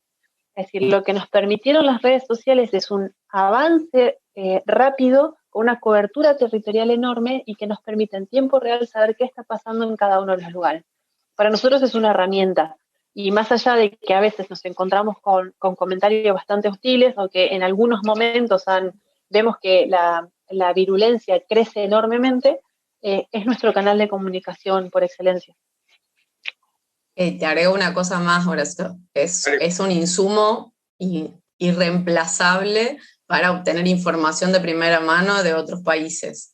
O sea, en el instante que acá se está difundiendo una versión de, por ejemplo, te doy caso, de que están aumentando los chicos internados en Estados Unidos por COVID, por la variante Delta, chequeamos un par de cuentas que ya las tenemos identificadas y vamos directo a la fuente, y ahí nos encontramos, digamos, para contrastar, porque la verdad es que si no es la fake news, y sobre todo fake news, perdón, y el bombardeo del terrorismo sanitario, sobre todo con el peor miedo que puede tener un padre, que es que tus hijos, digamos, la salud de tus hijos, ha sido muy consistente y sostenido en el tiempo. Y es algo que, digo, más allá de las agresiones y eso que a mí individualmente yo no me siento afectada, pero sí me molesta mucho, me afecta que permanentemente se usen titulares para aterrorizar, digamos, meter más miedo, que si no es la cepa Manaus, es la cepa Delta, que si los chicos internados, que el long COVID, o sea, está todo el tiempo girando, y los medios en la Argentina, no solo en la Argentina, pero bueno, son los que nos llegan a nosotros directo, están todo el tiempo circulando ese tipo de noticias, ¿no? Bien, gracias. Tom. Para mí, Horacio, es extraordinario, fenomenal, sublime lo que es una red social como Twitter, complementado con otras herramientas como peticiones. Voy a contar ejemplos concretos. Yo vivo acá a una cuadra vive Maite. Hace 3 años que venimos luchando por Ficha Limpia. Todavía no la conozco a Maite, y vive acá en Belgrano, a una cuadra de mi casa. Con Gustavo y Marcelo Cosar nos conocimos hace, ¿cuánto fue? 2 semanas, ¿sí? Marcelo vino a Buenos Aires y nos conocíamos de Twitter ya hace 2 años atrás y veníamos luchando por boleta única. Marlon Reis, el redactor de la ley en Brasil, cuando yo volví de Brasil le escribí en ese entonces mi portuñol horrible ahí para consultarle, pero digo, ni me va a contestar un ex juez que redactó la ley de ficha limpia. Un día después me estaba contestando y ahí me pasó un PDF con información, me empezó a... Para mí es fenomenal, es cierto lo que dicen que hay de todo, pero esto pasa en la sociedad, no es que nada. Yo de hecho he tenido en algunos casos, persecuciones por el tema de lo de ficha limpia, porque bueno, obviamente no es una ley que, como ya lo va por lo que ya dijimos, hay gente que le molesta algo así, una propuesta.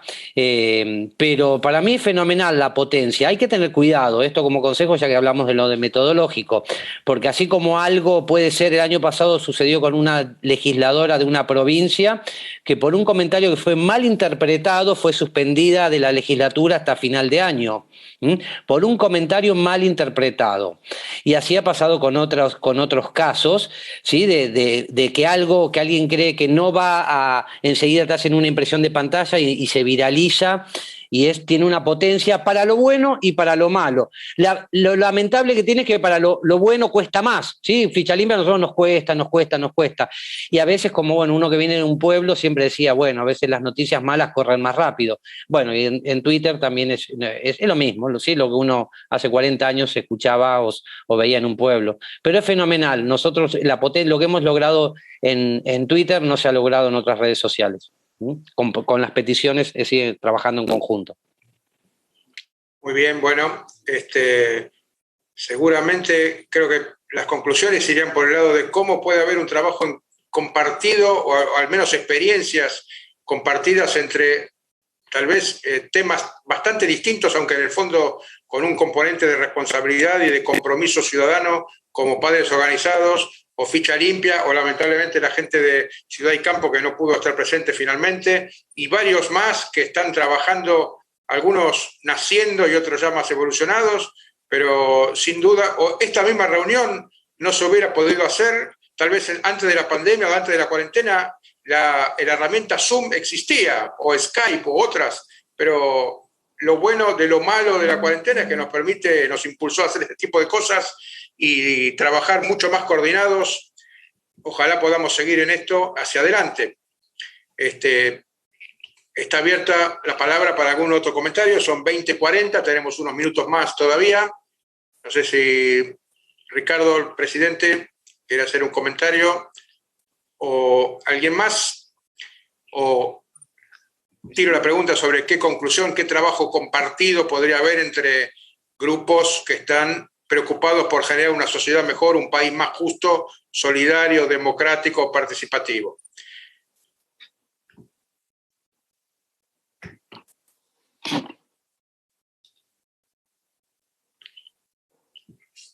Bueno, ¿puedo decir algo ya que nadie habla?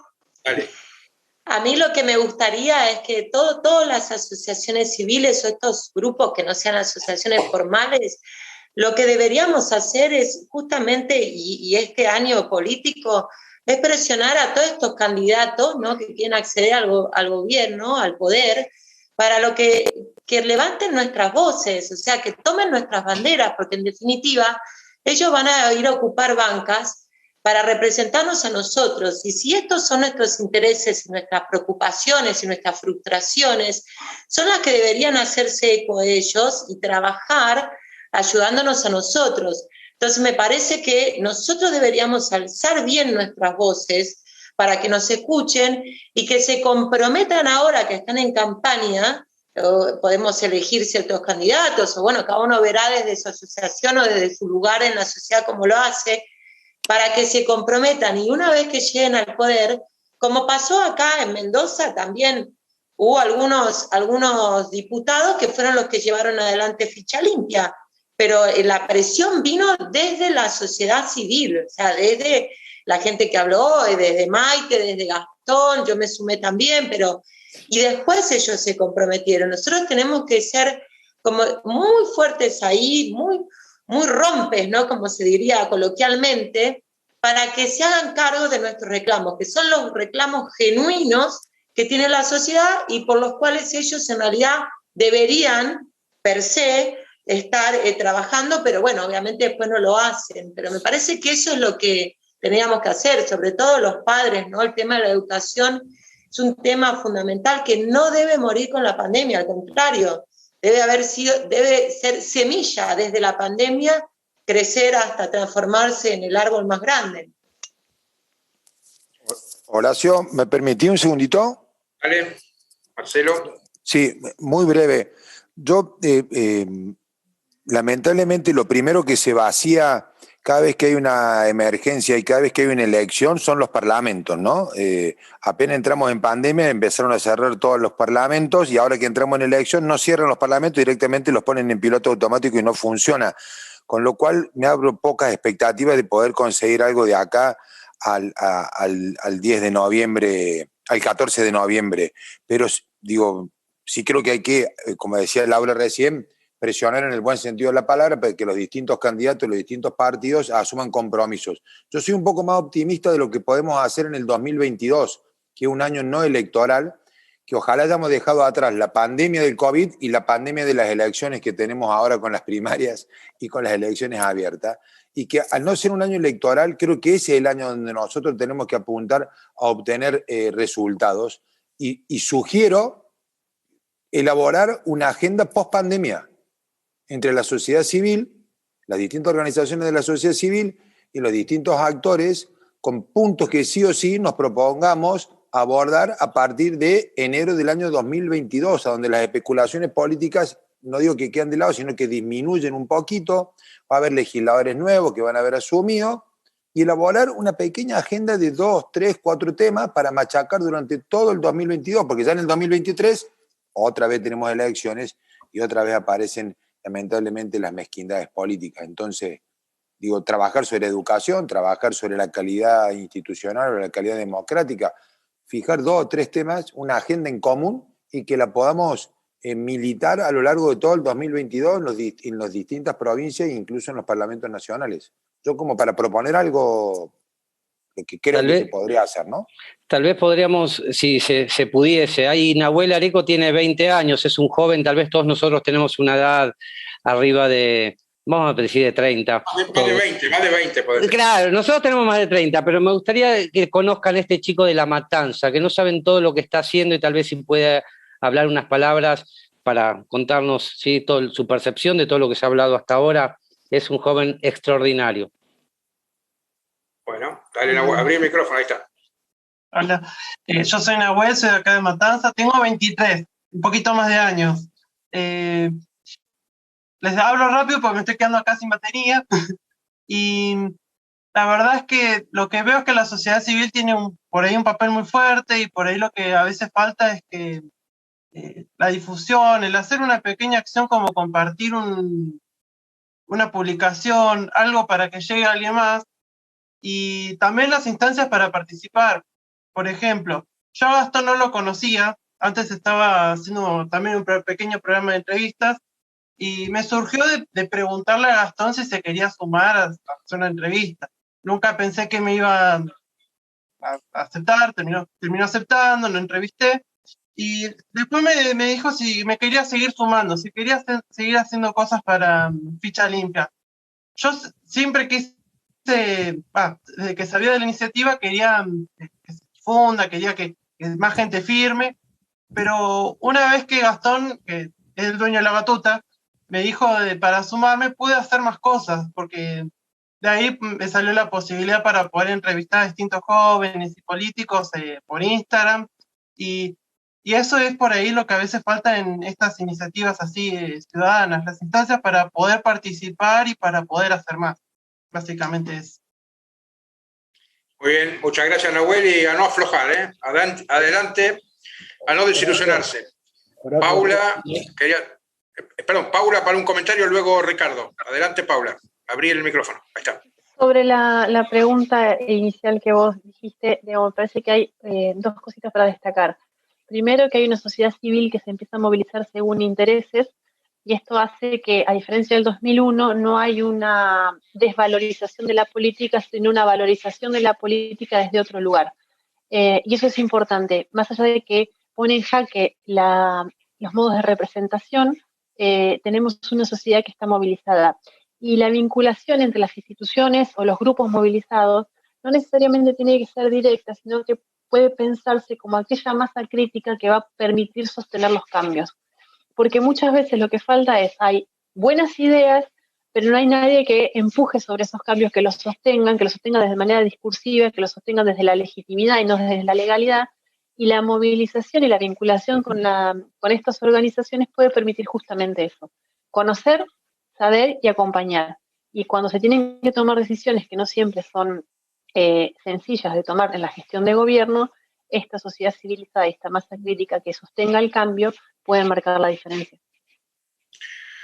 Gracias, muchas gracias. Ricardo Mazzorín, presidente del Club Político Argentino.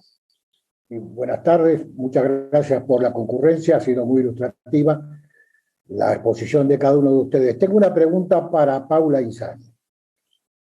Paula, vos hablaste de que las empresas deberían empujar un paradigma educativo que, entre otras cosas, le resolvía los problemas que ellos tienen hoy día, ¿no? Como Toyota lo ha expresado públicamente y ha salido en todo el día.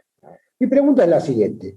¿Ustedes han articulado algún tipo de relación, por ejemplo, con la Unión Industrial Argentina? Ahí está el núcleo de los empresarios, ahí están las pymes, etc. Me parece a mí que articular con esas instituciones, que son las que demandan después mano de obra calificada y que no la encuentran en el mercado, esta es una realidad de la Argentina, me parece que es importante, es una manera de crecer y de encontrar vínculos y espacios de cooperación en la sociedad civil. Lo han intentado, lo tienen dentro de su programa, ¿cuál es la idea que tienen ustedes? Porque si no, esto queda nada más que encerrado en ustedes, en lo que ustedes puedan hacer, pero hay otras instituciones que tienen demandas educativas, que por ahí no las expresan puntualmente como fue el caso de Toyota. Pero me parece que una vinculación y una articulación entre ustedes, por ejemplo, y la Unión Industrial puede ser muy provechosa para empujar un cambio de paradigma educativo. A ver, la respuesta a nivel nacional la puede dar con mucho más detalle María José. Le cuento una experiencia de lo que pasó en Entre Ríos. Intentamos vincularnos con el Consejo Empresario y con algunas empresas, porque cuando nosotros le planteábamos que cuando cerraban las escuelas, que es una de las instancias más protocolizadas de las actividades que hay, eso podía impactarles también a las empresas y que era bueno pensar una alianza para poder empujar la presencialidad, nos planteaban que estaban de acuerdo, pero que no se podían exponer. Muchas veces lo que nos pasa, y este es un ejemplo micro, porque le cuento el ejemplo de nuestra provincia, mucho de lo que pasa es eso, es una palmada a la espalda, nos plantean que es importante, pero no hay ese paso que permita una exposición pública si estamos todos de acuerdo con esto. No sé si responde la pregunta. María José, no sé si tienes algo para agregar. No, a ver, no, a nivel nacional no es que establecimos ningún diálogo muy orgánico, por decirlo en términos así más. Pero es cierto que, como dice Paula, si bien tuvimos algunas conversaciones con las asociaciones directamente de los colegios privados o con asociaciones de jardines de infantes, o incluso en un momento se acercaron de transportistas escolares, o sea, todos sectores que estaban directamente afectados por la decisión de las escuelas cerradas, ¿no? La no presencialidad. Y la sensación es que los únicos que íbamos al frente y sosteníamos coherentemente el reclamo, sin ninguna otro atajo, éramos nosotros. Porque en cuanto aparecían la posibilidad de un subsidio, se bajaban el reclamo. Entonces, la verdad es que los únicos que estuvimos todos los días sosteniendo y coherentemente y sin bajarnos, fuimos las familias, o sea, la sociedad civil a pleno. Y es lamentable porque yo creo que no hay que ser muy inteligente para darse cuenta que esto nos pega a todos. Digo, a nosotros nos pegaba directamente porque somos los papás, las mamás, que veíamos a nuestros hijos, pero no hay sociedad viable sin educación. sea, y lo digo también porque en mi caso, la presencialidad de mis hijos, mal que mal, se resolvió pronto, pero no veo que esta situación sea viable. O sea, estamos pagando un costo altísimo, digamos, no solo en términos de afectación de derechos a nuestros hijos, sino desde el futuro, el horizonte de nuestra sociedad, de nuestro país.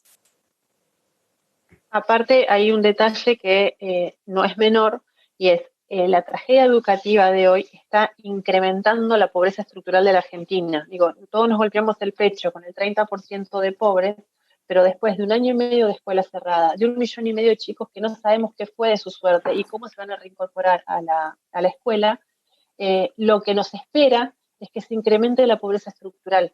Digo, duplicamos el trabajo infantil, las posibilidades de que esos chicos vuelvan al aula son mínimas. Y la verdad es que volvemos a plantear esto. En muchas ocasiones, cuando intentamos vincularnos con otros actores, es golpecito en la espalda, lo que hacen es muy importante, sigan, digamos, porque hay una lógica de que la exposición puede ser negativa, pero además de que quien reclama, a pesar de que lo amparen todos los derechos, es oposición. Y sabemos que en este contexto, la carátula de oposición tiene un costo alto. Entonces también es un problema serio pensar la vinculación con otros sectores que les tengan que dar la cara y decir, bueno, apoyemos a la cuestión educativa. Gracias. Muy bien. El clásico animémonos y vayan, tan conocido en distintos momentos. Bueno, amigos, estamos cerrando este encuentro con, en primer lugar, felicitaciones a Padres Organizados, a Ficha Limpia y a cada una de las personas que lo integran, a todos los que han tenido la gentileza de acompañarnos hoy.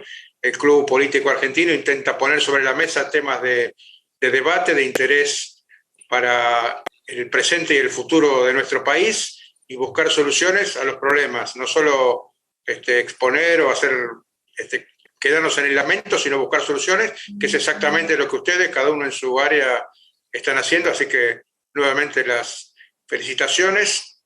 Gracias a todos por participar y si no hay más que agregar, saludamos, buenas noches y hasta la próxima.